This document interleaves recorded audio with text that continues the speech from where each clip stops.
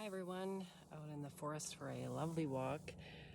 I was thinking about how I sign my emails, or I put on the bottom of my emails, if you lean on the fences long enough, you will eventually find your way into larger pastures. And I first heard Bayo Akumalafe use that kind of picture reference, and I really liked it as it felt really resonant with what I feel like I've done in my own life. And so I thought I'd just talk about that for a few minutes, see if it resonates with you. Oh, here's my dog. Just the idea being that we all kind of start out in the inside, with the herd. We start out with our community, our culture, our family beliefs and systems. Just want to make sure my dog doesn't take off. With all the things we've been taught, the shoulds, we put away our authentic selves in order to belong to that herd, because that's important for survival. We have to do something to make sure that we stay inside that group. And that's how we make it. So we cut off valuable parts of ourselves, parts of our personality, ways of being, ways that we need to show up in the world, actually. We pack that away in order to be what's needed by the group. Super important for a certain season in life until it's not. And usually what happens is around midlife, that starts to really break down. The person that we have become is not who we actually are. It's usually no longer serving us. Our relationships are breaking down. Our everything we thought we were going to get out of being that way isn't happening. Our kids are not rising up and calling us blessed. Our relationships are not as fulfilling, our jobs aren't working, so things start to break down. And we almost, in a sense, like in this image, we move ourselves, we start to wrestle with that being inside that center, and we start to move toward the outside, toward the fence maybe. And by asking questions, we start to lean on that fence. So we ask questions about who we really are at our core.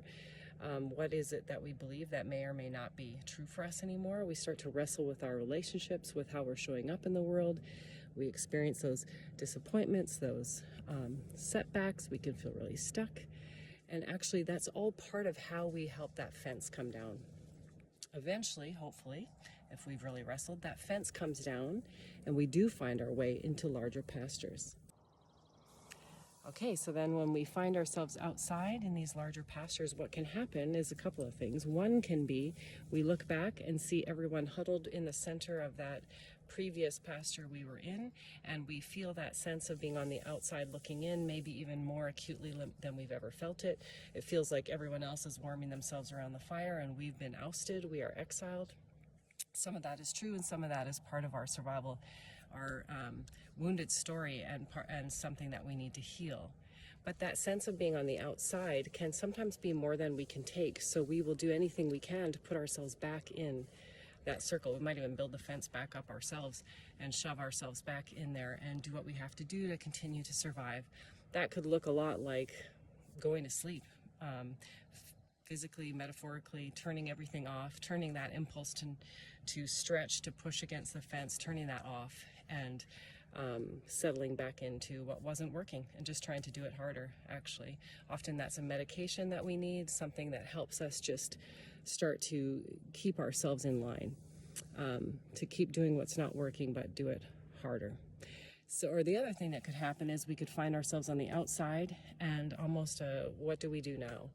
And this is often a place where we really need mentors. We actually need to look around and see who's out there, who is someone that can help us expand into this new space. We can also ask questions about what do we need to heal in order to stay out here, to fully take up our own space, to become more fully ourselves. What needs to happen? Who do I need to become to do this? And to have that courage. And hopefully by doing that and doing that well, we end up living the second half of our life more authentically than we lived the first half. We become inspiring to the next generation. We show that this is not an accident. These midlife journeys where we change our lives is actually supposed to happen, not an accident or sometimes it can be reactionary, but when it's intentionally done, this is us stepping into that larger story, leaning on those fences long enough. So if you're at that place where you're asking the questions, what you're doing isn't working, keep leaning. You actually want that fence to come down.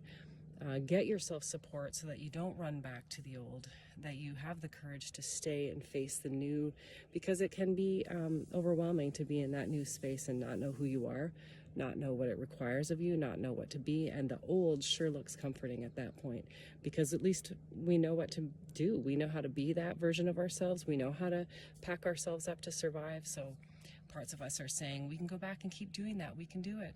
And some that could be true, and it's at great cost to us.